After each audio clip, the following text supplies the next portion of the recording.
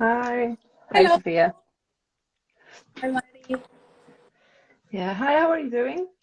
I'm doing well. A lot of a heat here in Madrid, but I'm doing well. How are you? Oh, yeah. I'm very good. Yeah, I envy the heat. Yeah, calling in from the UK. Yeah, thank you so much for joining us, and thank you to everyone who's joining the live. I can see people are still joining us. Um, yeah, let me just one more thing. I'll put in some information. I just pinned a comment with Sophia's Instagram handle. Um, and yeah, I think we're gonna get started, and this live will be saved as well on our Instagram page and on all the other Call for Curators channels. So no worries if you can make it throughout the whole thing. But yeah, hi everyone, and thank you for joining us for this Call for Curators members quiz with Sofía Rees. Yeah, my name is Maria, and I'll be quizzing Sofía on a few serious and not so serious questions about her practice. This is quite a relatively new format for us. We introduce a call for curators members to share their practice with us and with our community here on Instagram and other social media. This is a good opportunity to get to know everyone. And the format of this event is kind of divided into two parts. In the first part, we'll have a few ABC quiz type questions for Sophia. And in the second one, we're going to find out more about her practice. So yeah, maybe just a little bit of background on the members, CFC members. Everyone who is a member on our website gets exclusive access to new art opportunities, also networking possibilities, and free online art events. So if you want to try it, it's free for 1 week. You can see how you like it. Head over to our website after this event, or to the link in bio on our page. So I'll just quickly introduce Sophia, but we'll find out more about her in the next like it's 15-20 minutes. I think this is how more or less how long this is going to last. So Sophia is a Puerto Rican scholar, independent curator, and artist and educator. She has co-organized major exhibitions with a special focus on Latinx, Latin American, and Caribbean artists, supporting LGBTQ and self-identified female artists from Puerto Rico. Her practice is very transdisciplinary and focuses very collaborative as well. And she focuses on the issues of identity, race, and sustainability, giving visibility to those who are on the margins within these themes. So I think we can start with the first few quick questions. So my first question to you, Sophia, is if you could take one artwork with you to a desert island, what would it be? A, Frida Kahlo's self-portrait, B, Marcel Duchamp ready-made, and C, Eva Hesse's textile sculpture. Mm. Um, let's see. I would love the company of Frida Kahlo's self-portrait, but I think I would pick Eva Hesse's fabric sculpture. I think the setting would blend very well with that work. Especially, I've been a fan of her work since I started um, studying art and fell in love with her relationship with the body and space and how her sculptures and paintings, well, sculptural work, but almost paintings go outside of the frame, and she's questioning through the material selection, and she's also putting into question the bodies and our relationship to that form, function, and identity. And so I think it would be really beautiful to have it in the desert, kind of like take its own life and extend outside of that. Great, thank you. Yeah, I'm also a Eva Hesse fan. yeah, very versatile work. The second question is also quite abstract, but I think even more. If you could have a curatorial superpower, what would it be?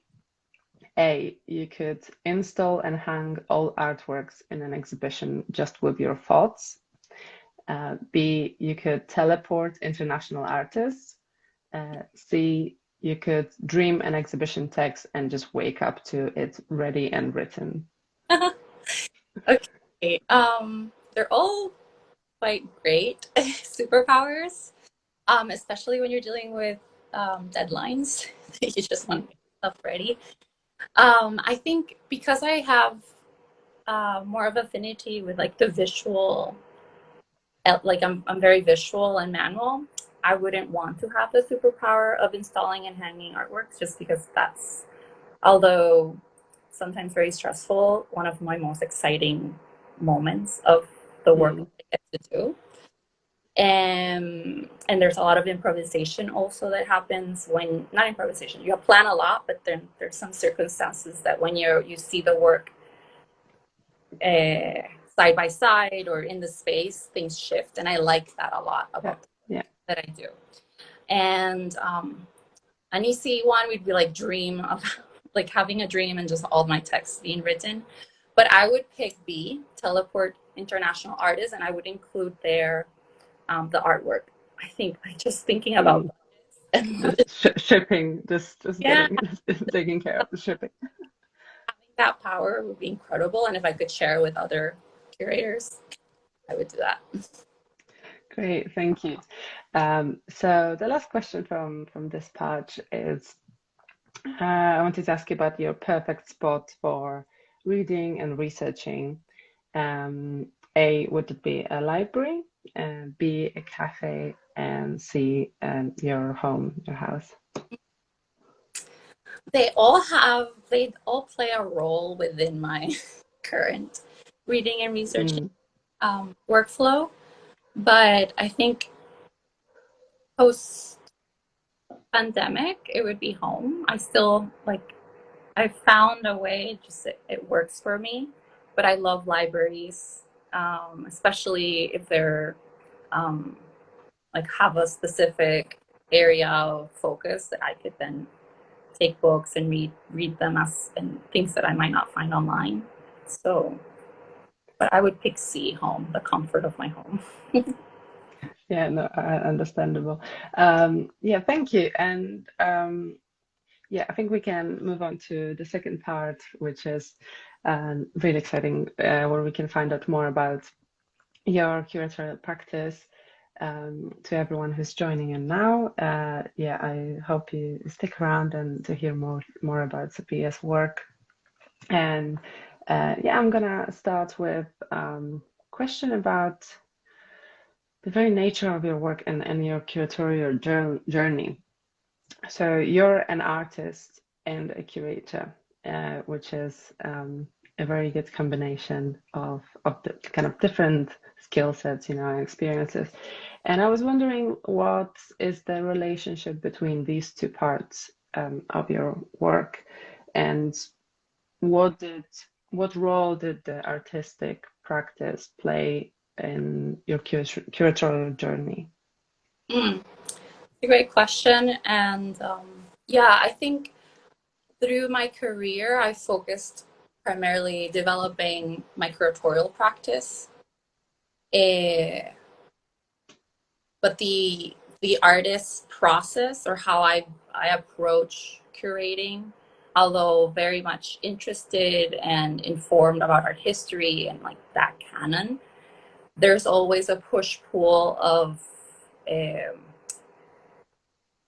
having questions be my primary sort of north, and dialoguing with others, and the opportunity to work or study a fine artist degree. Not that that's needed, but just that helped me sort of understand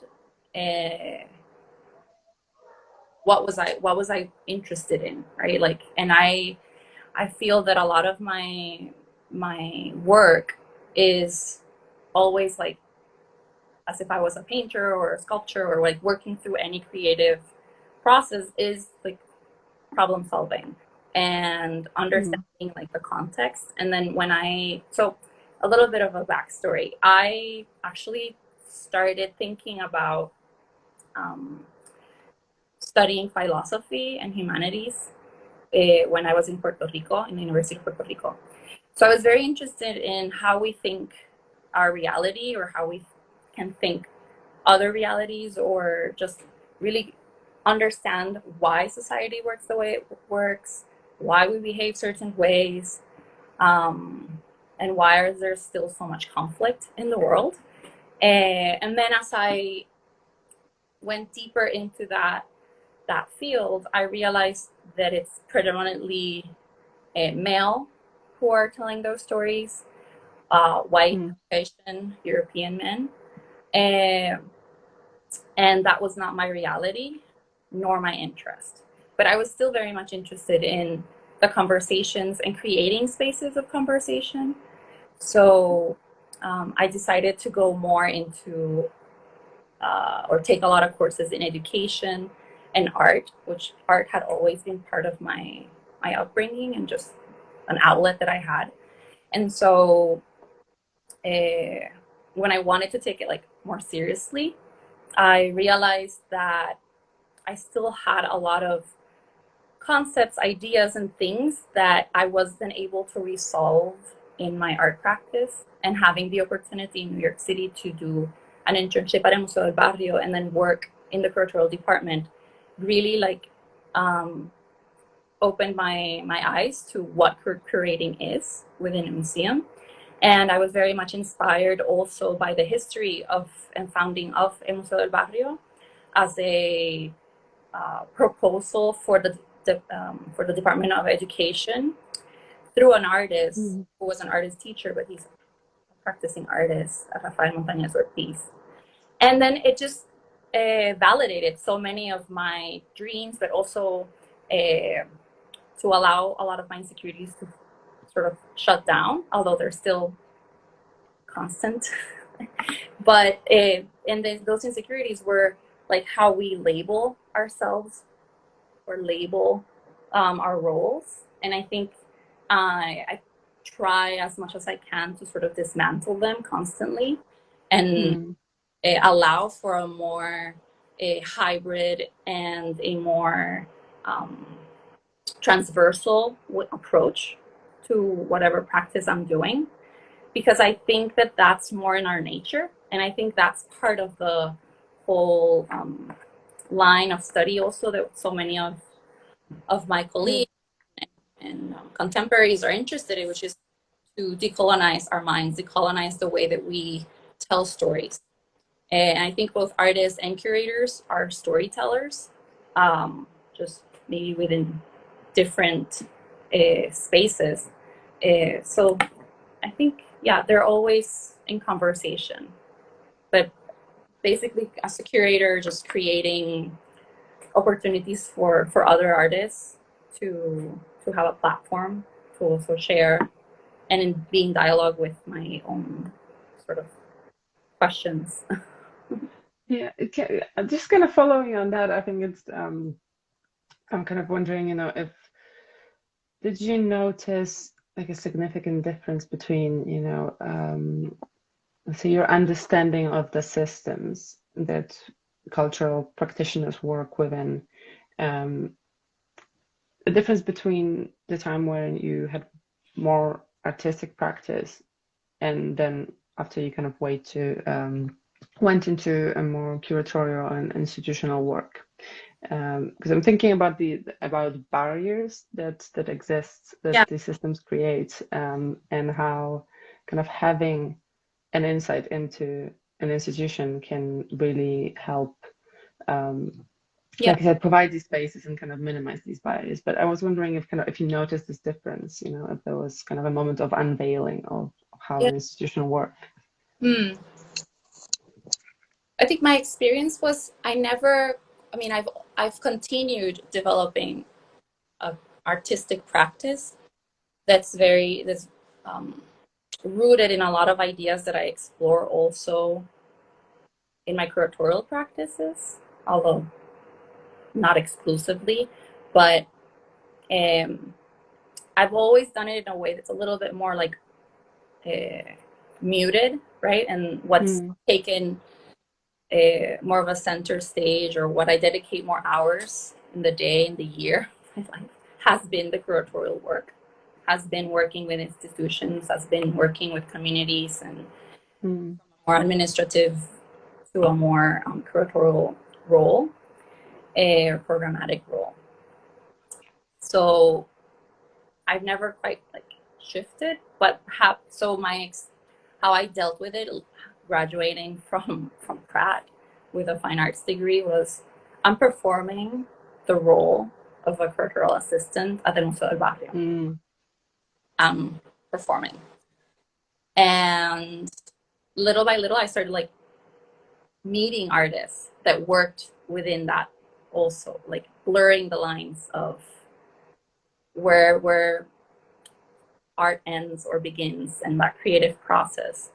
And one of them is Nicolás Esteves, but many other artists like David Antonio Cruz, who's a painter, but also has done performance. And it's just, I working in the museum setting, I also realized, like, especially in New York, Museo del Barrio, studying at Pratt and not finding out about El Museo del Barrio really through the institution of Pratt, but more because of my community and my interest in looking for other museums that weren't the main ones that we went to visit. So that was a aha moment for me in the work I saw myself being able to do as a curator, cultural worker. It's okay, like I work well in this setting, and it's still very stimulating, and it still allows me to be creative in also in a very collaborative manner, which I enjoy a lot. And I'm still able to do a lot of work through the curatorial practice that's close to activism or social engagement. So there is this element that goes that I also like to explore in my work, and that El Museo del Barrio allowed that. And those challenges, right? Like, they're always present. Could you kind of expand on that and tell us a little bit about your methodology and the ways you work, the ways in which you work? You mentioned collaborative practice, and can you tell us about kind of how does your process look, curatorial process look like? Is it kind of, are you trying to be very organized? Is it possible to stay organized, and plan everything, or are these moments of kind of organic happenings and surprises? Yeah, there's a lot of planning. I think there's always like recently a lot of my work has continued a similar line of investigation or theme or subject, which is related mostly with the like intersection of ecologies, politics, and our role in that, right? So especially coming from Puerto Rico and thinking about those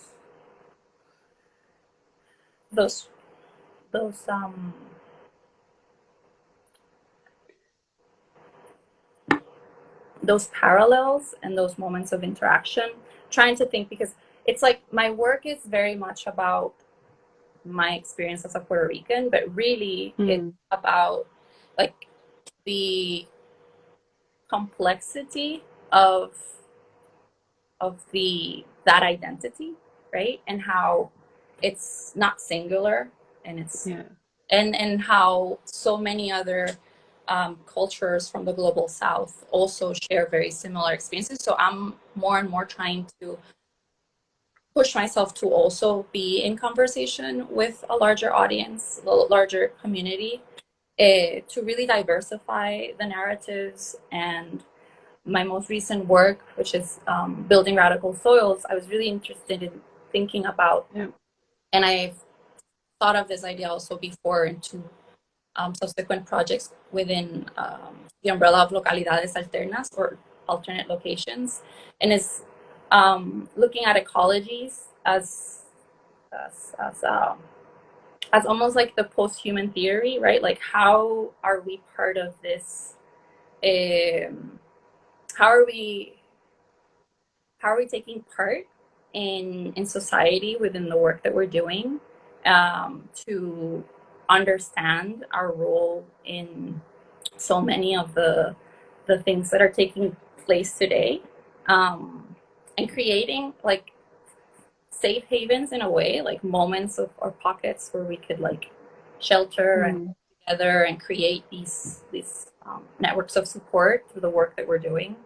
But back to my methodology, like I'm constantly engaging in conversations with artists, peers, or a lot of my time is also spent in Culebra, Puerto Rico, which is a small island where I'm from originally, which is off the east coast of the mainland Puerto Rico.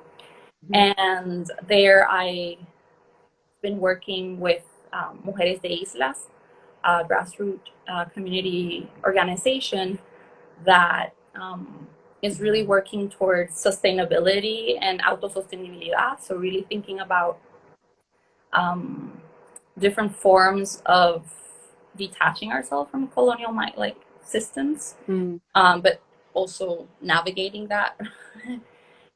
So that informs a lot of my work, and I think that that's what I do, and then just submit proposals. And I think it might be good to kind of ask you about the Building Radical Soil project, and kind of like it was. I think it was when I first saw it. It made when I first kind of found out about it, read it.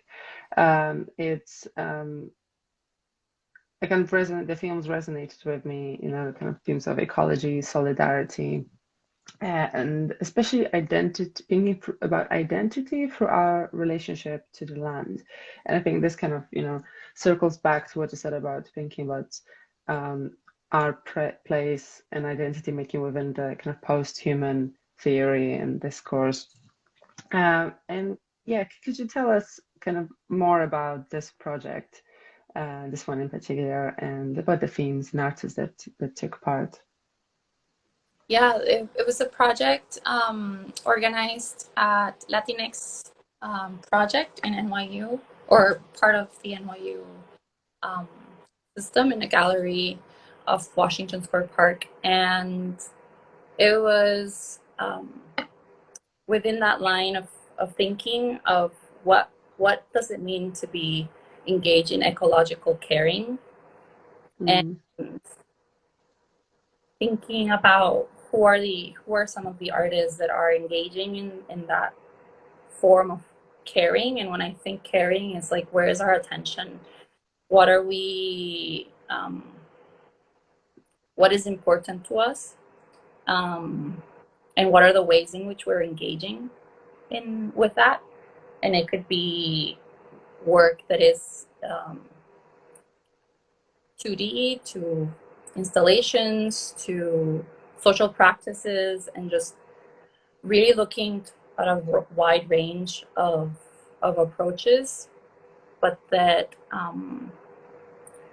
converge within this space to address these urgent issues that include extractive economies, environmental justice in general, and especially environmental racism, which I think is not addressed enough. Colonial settlement, modern colonial settlement, like expats, and and through the reevaluation of ancestral knowledge and intergenerational and community knowledge. And I think those last three are pillars of where I'm trying to shift how I think and how I work, because we're so conditioned to thinking linearly on history, and thinking about progress. Like, what does that really mean? Like, are we really progressing towards something that is better, or are we just advancing certain skills without thinking ecologically, right? Thinking about its impact as a whole.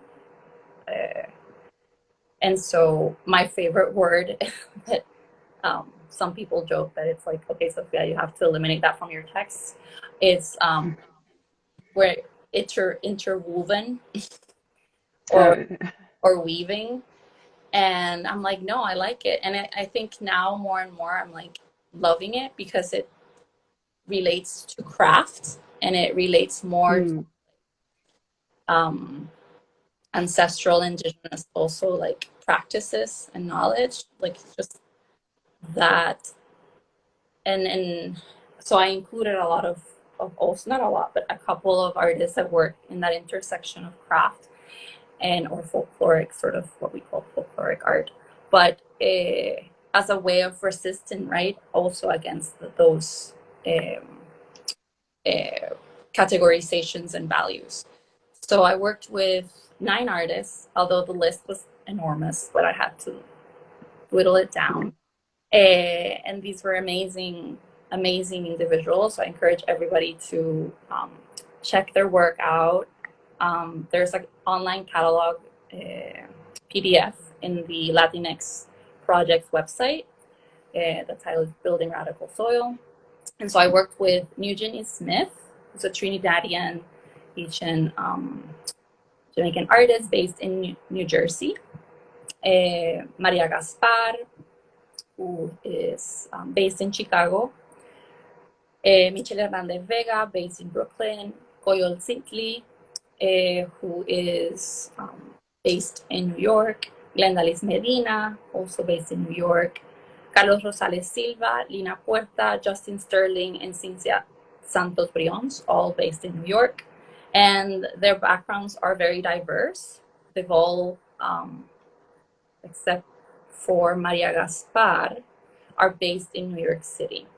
And I thought that was very interesting also, like to think about talking about, and that was a challenge that I wanted to put myself up to, like really looking at the Caribbean and Latin American sort of landscape, and trying to not be saturated with one set of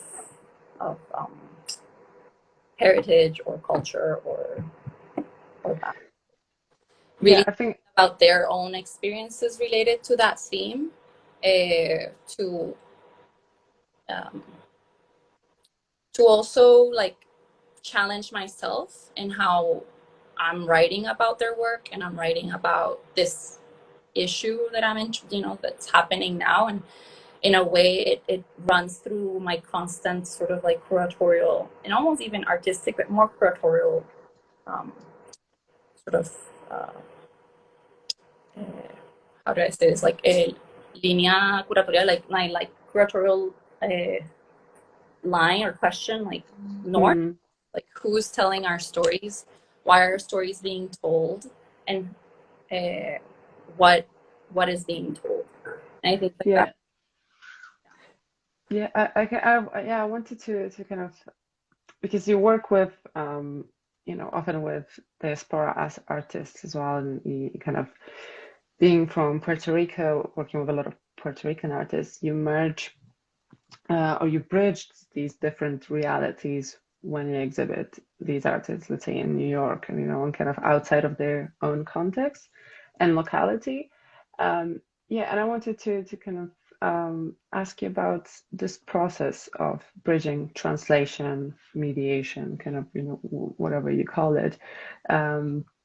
How do you approach this process, and how do you make sure that you kind of do justice to these practices and these lived experiences when they are shown in a brand new context and to brand new audiences? I mean, I think that is what we grapple with every time we're thinking about putting a show together, or putting an exhibition, or putting work that's created in the artist studio.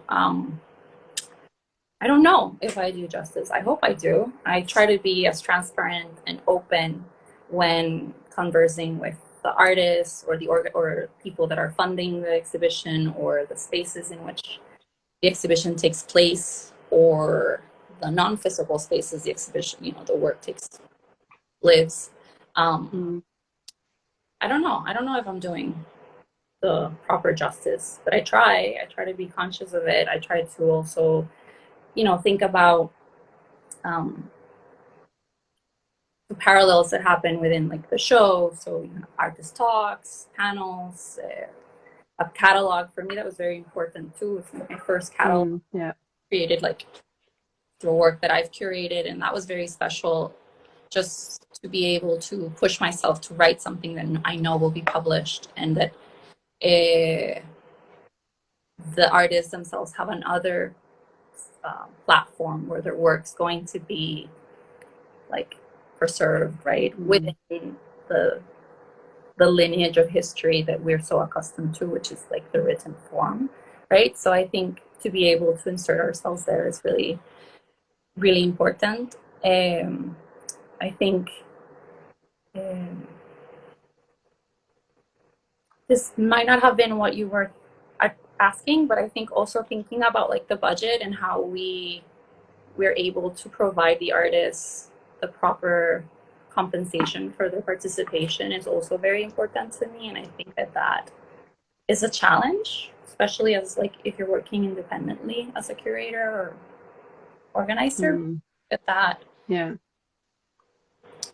That's important, because that's also like, that's again, like if we're like, artists are working as hard or more than like the organizers or the curators, and we're like having to really think, if I'm addressing this inequality, right, in the exhibitions and the topics, and I think that's also important to be addressed in how I manage the budgets or the different opportunities for the artists within the curatorial organizing. Absolutely, and thank you very much for mentioning that. I think, because I think it is something that seems very obvious to when we think about curating, but considering all the practicalities and challenges of receiving funding, it's very important, and kind of that you kind of highlighted that one of these things that comes as part of this translation of content and as part of kind of accurate representation of the work is also just providing the kind of an adequate payment and for the labor that's being done. I think it's not being kind of talked enough, these practicalities, but also I found it very interesting when you mentioned that kind of perhaps not additions but extensions of projects or exhibitions, such as catalogs or written material, panel discussions, all these other public facing elements. You mentioned that you treat, let's say, a catalog as kind of writing artists into the lineage of history, and I think this was very beautifully put by you, and it's extremely important, because I think the way we learn about art history, kind of going back to what you said at the very beginning, that a lot of these spaces are occupied by men, white men mostly, coming from Western countries. It's I think that's very crucial for a project that like we mentioned, and kind of does justice Mm-hmm. and gives visibility to these voices that are often unheard. Yeah, thank you very much. I think we're kind of run over time today, and yeah, it was really a pleasure and an honor to be listening to you. Thank you for sharing your practice with us. Well, thank you guys for that. Yeah, thank you so much. Sophia's Instagram handle is tagged in the pinned post here, but if you go to our Instagram page, you can also find her tag there. Thank you to everyone who joined us tonight. Yeah, I can kind of, yeah, we're getting some comments and we've been getting some throughout the duration. This will be saved on our profile here on YouTube, Facebook. We'll share it again. So if you want to come back to it, please do. And yeah, check out the member scheme, you know, and Sophia's work, obviously, these projects that she mentioned. I think some of them are in the kind of Instagram carousel. You can find the titles and some images. But yeah, thank you very much. We'll be having another CFC members quiz shortly. So yeah, thank you very much. And take it with a lot of care and love. Thank you so much. Thank you, Sophia, and thank you, everyone. And have a good night or a good day. Cool. Yes, thank you. Someone from Singapore who joined us. Thanks a lot. Yeah, we will be doing more. And if you go to our videos on Instagram, there are a few other quizzes like that and events saved. So yeah, give it a try. Thank you very much. Yeah. Bye for now. Bye-bye.